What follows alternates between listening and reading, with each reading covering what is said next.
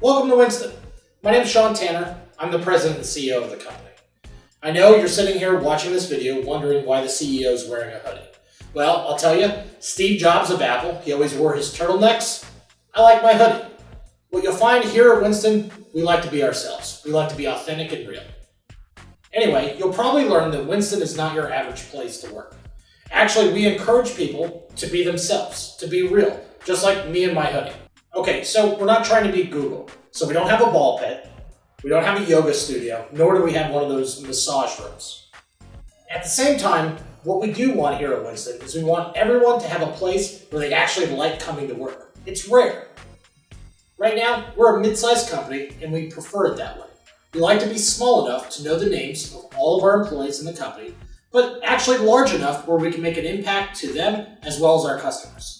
Most companies talk about a mission statement or a vision statement. We've changed that.